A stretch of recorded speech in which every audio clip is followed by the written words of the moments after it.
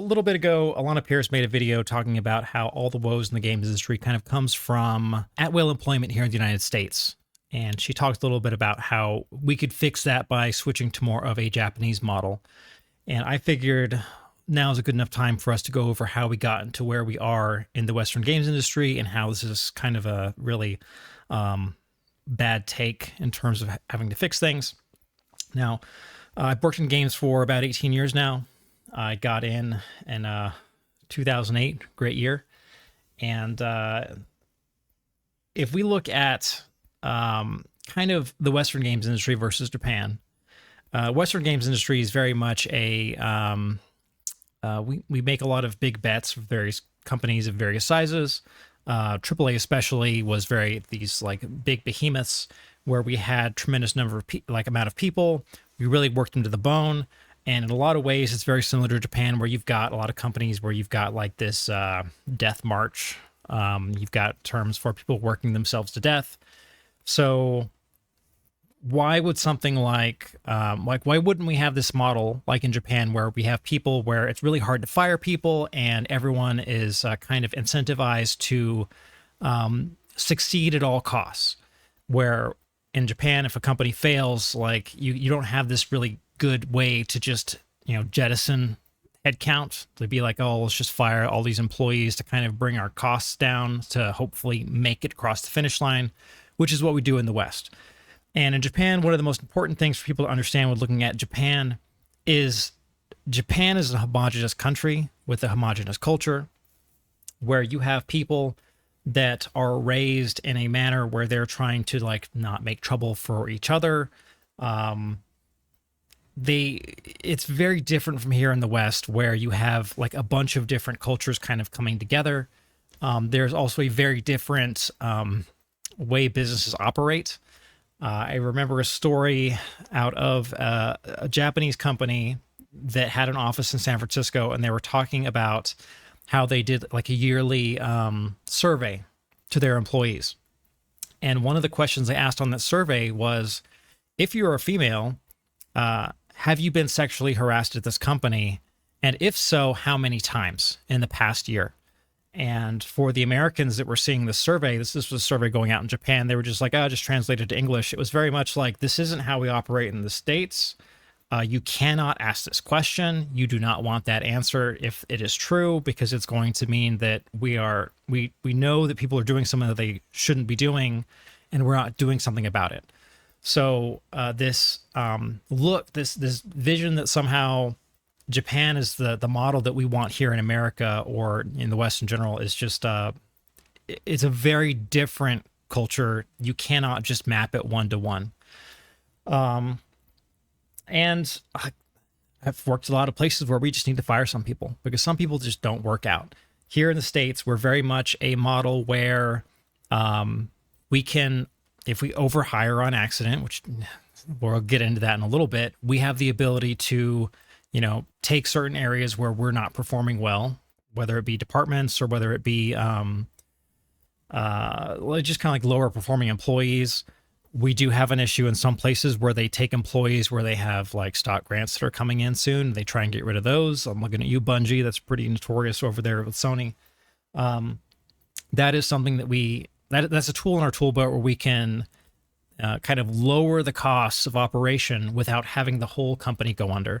If we were to suddenly adopt this Japanese model where we can't let people go because you have to do everything possible to not let them go, you're going to see a lot more failure across the board at all sizes of studios, not just AAA, but AA and even indie studios. If you were to have an indie studio with like 5 or 6 people, and then you have somebody that just decides they're not going to do any work anymore, or they're going to sabotage things because they feel like their creative vision is more important, like it would be a disaster for those places where you couldn't just be like, look, we're just going to like majority vote and be like, you're done. If you were suddenly being told you're not allowed to do that, you have to try and keep that person on board at all costs, like that just doesn't, that's not how we operate. Example that's more recent, I would look at with Double Fine. So Double Fine, they were only able to operate with the headcount that they had because they had Microsoft's money coming in. Microsoft tells them, look, we're only going to keep studios on board if they're going to make us a lot of money, and Double Fine, you're not making us a lot of money. So we are going to let you be your own business. And one of the first things that Double Fine had to do is they had to cut their headcount because they couldn't afford to have that many people on staff for their next game to get out. So if you were to have a Japanese model, you would say, okay, well, Double Fine, you're your own entity. I guess you're going to run out of runway in 6 months. So even though your game's going to come out in, like, let's say 12 months, like, you can't reach that target. Instead, you're going to have to fail or try and find someone else to buy you, which in this kind of market is not a possibility. So instead, they have that ability here in the States to lay off a number of people, which sucks for those people, but that gives them the ability to try and release a game that will hopefully keep their studio afloat, which it very much may not. So let's look at all that stuff with Alanah Pearce saying that, like, this was the thing to solve. And of course, she went over the studio, the story from Nintendo, where it's like, oh, this person from Nintendo, he cut his salary and the other executives, and more people should do that. And sure, you can say that. And there are some companies that I'm sure would prefer to do that instead of, like, getting rid of everybody. But that is very much a one-off story from an era where Nintendo's not in that era anymore. At this point, Nintendo hates literally everybody. They hate their fans. They hate developers. They're a hate machine. And if you like Nintendo, great. You can have fun with their games all you want. But I cannot get over the fact that their number one pick for what they're going to do at their studio is just tell their legal team to go sue people. Like with the whole Pal World thing, whether it be them going after modders, like all sorts of things, like that loathsome company. But how do we really get to where we're at here in the West, where everything is such a tire fire? And it comes down to a couple of acceleration events. So first off, we have games kind of getting a little worse over time in the West. We do have a number of I don't remember if you guys remember, kind of like when the dam broke for a lot of like microtransactions. Like for a long time, the West didn't want microtransactions at all because they knew that was going to lead to potentially a lot of pay to win or any number of things where they just didn't want to deal with it. Facebook comes out, kind of breaks the taboo in the West. A lot of those Facebook game, sorry, not Facebook coming out, but like Facebook games like Farmville, they make more money than God. And a lot of those executives or those people that were investing in those companies are then telling other game studios, you need to adopt these models, which kind of makes the trajectory of a lot of games a lot worse. You do have some good games coming out still. Overwatch, when it first came out, was fantastic. That will lead to a lot of really bad games that were made in the vein of Overwatch coming out over time. But like we suddenly saw this like games got a lot worse. They were being told you need to make these games that are just infinite service models. And a lot of games that were getting kind of funded were being built where they were being told you can't just make a game, you need to make a live service entity. And when we hit a point around 2020, especially, borrowing rates dropped to next to nothing. They become super easy to just borrow a bunch of money to throw it at a project. And a lot of people are throwing a lot of money into game studios because they think they can make infinite money. Games like Overwatch making infinite money. Games like Fortnite, infinite money. Everyone wants to get on that. So a lot of money gets put in there, and then it gets paired with the next big acceleration event, which is the COVID lockdowns. Suddenly, entertainment stocks go to the moon, and borrowing rates are still low. So people are like, let's just borrow a bunch more money, and they start green-lighting a bunch of games that are just terrible. A lot of those games that got greenlit during that era are still coming out now, where we're discovering things like Concord, or we're discovering things like Highguard. These projects where they just they weren't very well thought out, but they were like, who cares? Hundreds of millions of dollars is costing us next to nothing to borrow that much money, so let's just borrow it and we'll give it to you, and then you can give us a product, and it'll definitely make us money back. A lot of these places that are putting this money in, they don't seem to understand, even in places like Sony, where they should be experts in games, they don't understand that people only have so much time. So if you just have like infinite live service games, people don't have infinite time to spend on these games.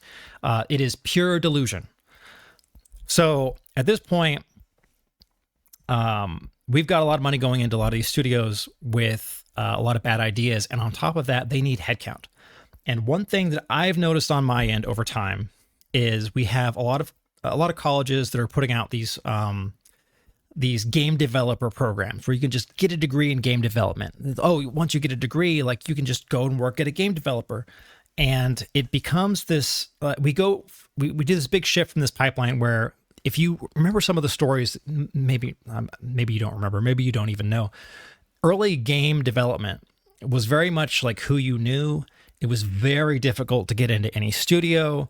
A lot of places were telling you needed to really stand out, make like your own game projects, really have something to make you show that you were someone that was willing to work an ungodly amount of hours and be borderline autistic in certain venues so that you could be useful to a team. And you had a lot of very passionate people that were working in games. And over time, we saw a lot of new venues for people to get into games, where we had people getting, degrees at like any college across the United States over time. Like all sorts of places have them.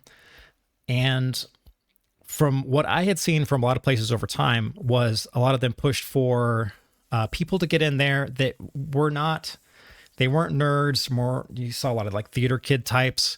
You saw people that they weren't interested in making games for gamers. They didn't want to make games. They wanted to say that they made games.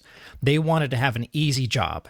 And you did have a lot of game studios where they just needed suddenly a bunch of people to come in and just put in 40 hours, ideally 50 or 60, to just pump out assets. And then you could sell those assets to players for tons and tons of money. Oh, just reskin that thing. Let's make a different animation on that thing. And then suddenly you could make, tens of millions of dollars by these items. So we had this huge flood over time of people coming into the games industry that weren't super interested in playing games even. They were told, for a lot of these colleges, they're very much like, the most important thing is to be representative and it's like show diversity. And like the teachers never made games, because if they could actually make games, they probably wouldn't be teaching. And we had a lot of people getting shoved into these game studios that really shouldn't have been there. They wanted to hire other people that were ideologically fit with them. And Laura Fryer is the person that was a executive over at Xbox. She does videos on YouTube now, really fantastic. She came out with a video kind of recently talking about HR at Microsoft and this pivot from having a passion-based culture where people were really wanting to do, get cool ideas out, to this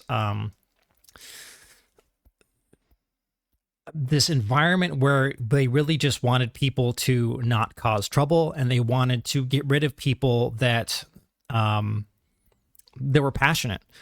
And this was paired in a time where you've got a lot of people that are in HR and otherwise that are kind of going in and saying, we want to get rid of white supremacy. And how do you do that? You get rid of all the white people and you give all the promotions to people that fit whatever kind of like racial or quota or gender quota. And we see this in the games industry where a lot of people get kind of like shoved up there in these higher up positions, especially for these AAA spots where they're not actually interested in making a good game. They're interested in like checking whatever box they want to check. And I think we can look at something like a great example, World of Warcraft, where you've got people that are working on World of Warcraft that are saying that they didn't wish that the word Warcraft or like war was in the title because like it's really off-putting to other people. It's only off-putting to retards that should not be consuming World of Warcraft. But instead, because World of Warcraft is being developed by like a giant band of retards, you get a lot of garbage content out of something. And to be fair, we did hear through some insider leaks that like of all the places, Activision Blizzard is actually doing pretty well compared to a lot of other Xbox studios. But when you look at a franchise like World of Warcraft, that should be making tons and tons of money. And if they're saying they're still making good money, even if they're pandering to people that think having the greatest wizard of all time being in a wheelchair, think of how much more money they'd have if they actually just kind of pandered to their core audience.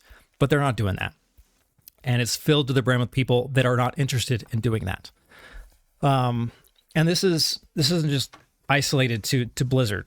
Like we can see this all across all sorts of games. If you've been playing any kind of more modern games, the sanitization, the boring, the sameness about it all. It's just super uninteresting. A lot of these developers, they hate gamers. What's really frustrating for me is like you see these people that are coming in, they're getting these franchises that are like really, really great franchises, and they will destroy them, burn them to the ground if it means fitting in their social message. I think a lot of us got pretty upset if you were a Dragon Age fan. So I'm non-binary. To see Veilguard come out and they just burned it to the ground. The whole thing is just like, this is awful. Like, you're not going to build anything off of this. And then the people that worked on it and destroyed it were like, well, on the bright side, Dragon Age, it now exists with you guys. Like, you guys get to do this. And it's like, no, they don't own the IP. This company owns the IP, and you destroyed it, and you should be ashamed. And a lot of those people that destroyed it then got hired at other AAA studios. Meanwhile, you've got games that are getting made for gamers, like Black Myth Wukong came out, and you had all the Western games journalists that were like, oh no, this is a terrible studio, terrible people, awful, awful people. Good game. Stellar Blade comes out. Everyone's like, oh, it's a bunch of Gunnar games, like for a bunch of sick freaks. And it's like, they're going after these games, and they're good games. Meanwhile, they'll sit there and they will send endless praises to games if they fit whatever kind of quotas that they want, to be like, oh, well, this has the appropriate amount of diversity, which means I have to say that I love it and it's a great game.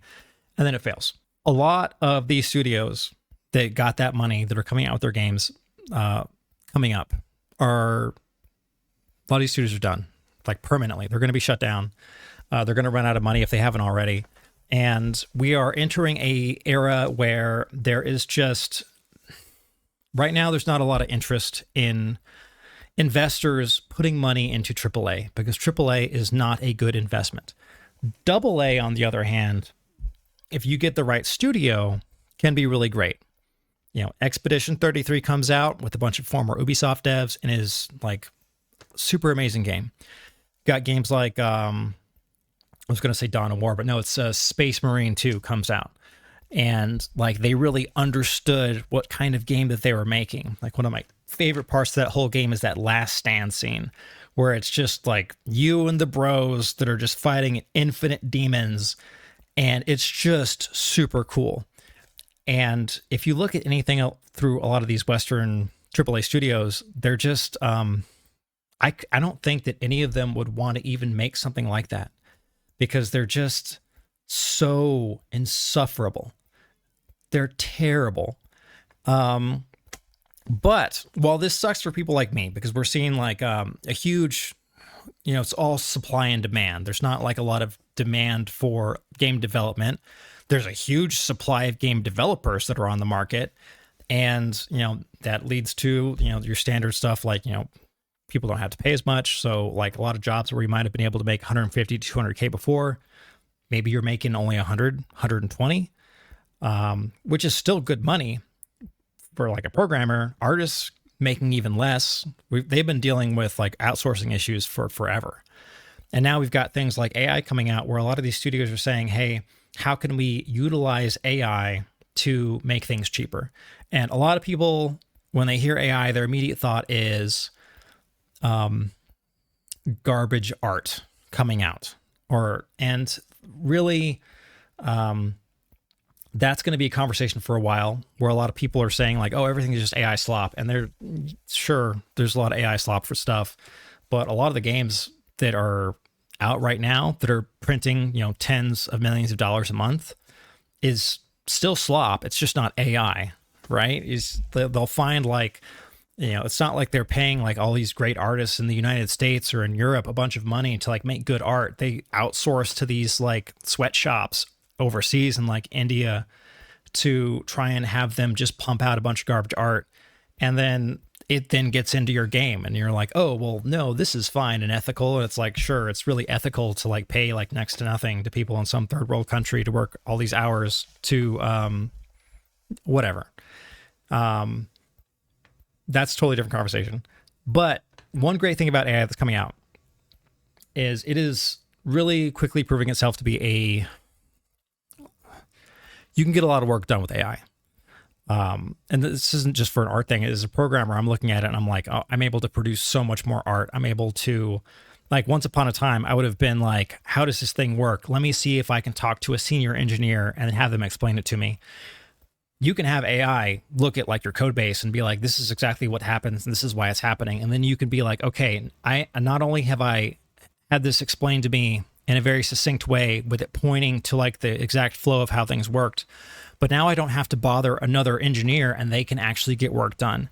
So you're actually able to get a lot faster turnaround for things. You're able to get out all these extra layers of work done that before you would have needed to hire extra people for. And I'm sure there are some people that are watching the video right now that are like, oh, well, that means you're not hiring somebody. And the truth of the matter is we weren't hiring people for a lot of these places before. If you were to say, I need a dedicated engineer for testing work on our game, a lot of companies aren't going to hire that. You're going to say like, I need like 3 SDETs, software development, engineer, and test. And they're going to be like, I don't want to pay that. So no, you don't get that. Just don't write code that breaks. Or they might say, well, we'll just hire more QA people to manually do this thing over and over again when a machine could do it faster, but you would have to hire an engineer to build that out over the course of however many months. Now with stuff like AI, you can rapidly write a lot of testing stuff very quickly with what you have. Especially if you're starting out from scratch. If you're like, hey, I need my system to like have all these things from the get-go, how would I go about doing it? You can talk to AI. You can generate kind of like a technical doc. You can, as an engineer, go over it, and you can write a bunch of code, or better yet, have AI, realistically have AI write the code for you to get this thing done so that you can get a more higher quality product. Because at the end of the day, I think as a game developer, I don't want to have something that comes out where people are frustrated because there's a crash somewhere or there's a weird bug or whatever it might be. Someone that had to like respond to like the evening messages or like the weekend like alerts or deal with like pager duty where I'm getting a text message at like 9 o'clock where it's like, this thing is broken on production. That sucks. And in almost all the cases I had to deal with that, it was because some junior engineer made a little mistake. And that little mistake passed all of the humans that were looking at it, made it to production, it caused an issue, and then I get called, and then I have to do a fix. And depending on what company I was working at, I would have to then go and then talk to all these other units to be like, hey, the executives, they're going to want to know what kind of impact this had. Can you tell me how much revenue we lost from this period to that period by turning this off? Can you also do X, Y, and Z, blah, blah, blah, blah, blah, impact statements? It's all that stuff is not making games. It's making money. Well, I guess in that case, it wouldn't be making money because the money didn't get made. But it's a bunch of stuff where you, as the player, you shouldn't have to care about that because it's not your job to care about how much money that or people are able to make working in games because there's a bunch of extra BS jobs all around. That is a whole lot of not your problem. Like, you should care about having good games. You should care about having interesting franchises because your games are something for you to escape the real world and actually enjoy your time. As someone that makes games but also plays a lot of games, I like just playing games and not having to worry about things. I like to just kind of sit down some evenings and be like, oh, I'm going to conquer the world in this game, or I'm going to go and, do whatever in some other random game. Like I just started playing Persona 3 Reload. I'm thinking about how I was playing that when I had just I didn't get laid off. They ran out of money at my first game company. And my coworker was like, I guess I'm just going to go back and to live with my family in Orlando. Hey, do you want to borrow this game for a while? And I was like, sure. And like, he had a bunch of PlayStation 1 games in this like little binder. Actually, no, it was just before that. I stopped playing Persona 3 because I had to give it back to him because they ran out of money. And he was like, well, it's the 31st of the month and rent's due tomorrow. I'm just going to tell my landlord that I'm moving. It was a time. But yeah, I've got great memories of this game given the circumstances, wild times like 20 years ago. But, I like being able to do that. I think you all like having the ability to do that, where you can just enjoy a good game. And with all these people that are getting let go at all these big studios, especially AAA, a lot of them are not coming back. Like, it's just not going to happen realistically. We're going to have a lot more focus towards AA studios that are much smaller in scope with a lot more responsibility, where people can't just kind of slip through the cracks at various locations and just make six figures doing nothing. Ideally, those days are over, because being in organizations like that really sucks, because all those people that are making big money, that are doing nothing, they're still making meetings with people that do work so that they don't do work, so that they can justify their salary. And I don't want to see that. I just want to work on cool things. And for folks like us, like, it's on us to, if we don't like working at the game studio we're working on, or if we end up having to work at, like, you know, Amazon as like a delivery driver, or like an Uber, or whatever we got to do to like get through this state of the industry right now, we've still got the weekends and the evenings, or whatever time you want, to work on games. And realistically, you're never going to become a millionaire working in the games industry unless you're someone that comes out with a good game. So, best case scenario, you make a good game, you know, have a successful indie title, and then you're rich. And all those people that have been ruining your franchises, if they want to go and try and make their own game, they are more than welcome to. I am of the opinion that when it comes to indie games, it's free for all. You make whatever you want to make. There's a market for all sorts of stuff. We see all this stuff in like a lot of these game studios where people are like, oh, I'm going to make it so that it's like a gay coming of age story. And you're like, this isn't that. Why are you ruining this franchise with that? And they're like, no, this is what it has to be. If you want to make that an indie title, have at it. I don't care. Just don't ruin existing franchises. I have no pity for you if you're working at some big franchise with something cool like Halo, you ruin it. And I'm going to laugh when you lose your job, because you deserve to lose your job. I don't care about you. You're ruining good franchises. Go elsewhere. Pick a different industry, or do indie. You know, whatever you want to do. Just don't ruin the stuff we care about. And yeah, that's where we're at. It's a whole lot of not your problem. And at the end of the day, you're going to get better products out of this, because you're going to see more people going into not AAA, leaving AAA. The people that are actually passionate about making games, the people that we had 20, 30 years ago that were making games, they're going to be the ones that are making these new indie titles. They're going to be the ones that are coming up with these new studios that end up delving into the AA space. And at the end of the day, it's going to be best for you. It's not going to be best for a lot of people that are working or have worked in the games industry, just with how things are. But yeah, that is what it is. But that's all for today. Thank you for your time, and I hope to see you again in a future video. Farewell.